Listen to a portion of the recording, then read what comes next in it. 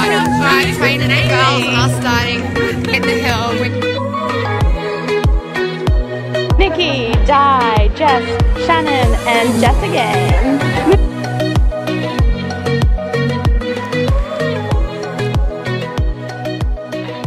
Hey guys, I'm Amanda from Train with the Girls. And I'm Emma. Okay. So today we are going to talk to you girls about how to eat out. So obviously when you're tracking your macros, you don't want to forever be at home weighing your food in the kitchen. You still want to have the freedom to go and eat out with family and friends. So we're going to run through 3 tips on how to still do that, but not just obliterate your macros, basically. Yeah, because I feel like that actually is like the benefit to macros, is that you're not stuck on a meal plan. So it's supposed to be fitting for your lifestyle. Like you can work it in.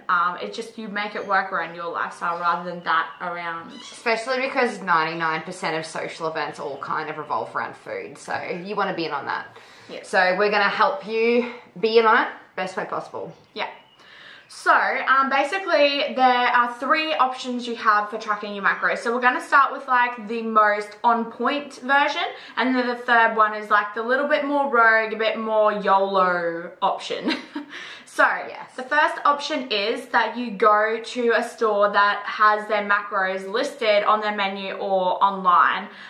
So a lot of people actually don't know this, but there's heaps of restaurants that list their macros online. So some of them are Grilled, Nando's, like all the chain stores like Macca's, KFC, not that they're healthy, but they do track their macros. Subway, if you want to be like a real naughty, Baskin Robbins do track their macros. Of course you know that.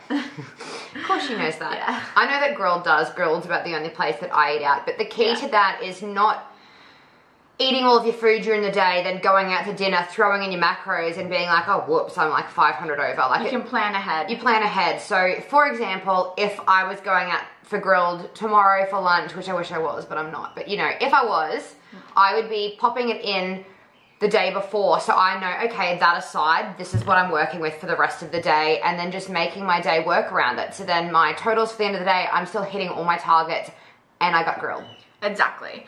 So then option number 2 is basically that if you go to a restaurant, you're choosing something that you can track quite confidently, as in it will be pretty close. You can guesstimate it pretty well. So for example, I'll be the example. So for example, we went out to dinner last night and I just got plain steak and a plain baked potato because I can track that. I know it's 300 grams, so I can enter in the cut of steak, the weight, 1 potato. I said, you know, no butter, you're not putting sauces over it, you're not adding dressings, you can track that. Yeah.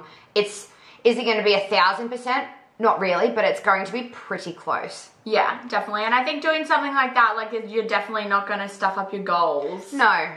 Those small variances, like, totally acceptable. Yeah. So then your third option, which is a little bit more YOLO, but it's better than just like throwing in your cards and being like, YOLO, like I'm just gonna eat all the foods. Like you every Sunday. Yeah. Yes, but yeah, if you're wanting to still have some sort of idea of like at least the caloric amount that you're taking in to fit it in, at least with your calories for the day, which as we said is better than throwing in your cards, you can just track really basically. So you just order whatever it is you want on the menu, just as an example, and it might not be this just because it's probably one of the highest calorie options, but for example, spaghetti. Say you ordered spaghetti and it was 1 bowl of spaghetti, then in your macros you just go in, you search spaghetti and you select one of the generic options, and I would suggest selecting one of the higher caloric options worst case scenario to over account for the meal rather than under accounting and then setting yourself back.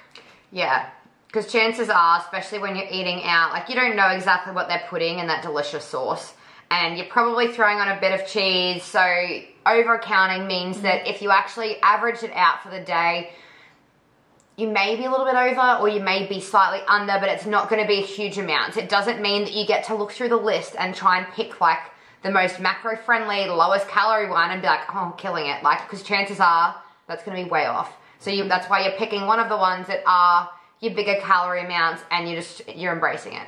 Yeah. So that's your 3 options. That's what we would recommend if you want to eat out. In no way do we ever say to our clients, don't you dare eat out. Like, we're all for eating out. Yeah, and like lifestyle balance. I wouldn't say like eat out every single meal, because then it will get too out. And it's expensive. Yeah, but yeah, that's your options. It just depends how you track. Are you, like, whatever you're consistent with, stay consistent with that. But yeah, that's pretty much our tip for today. Hope this helped you guys, and we will see you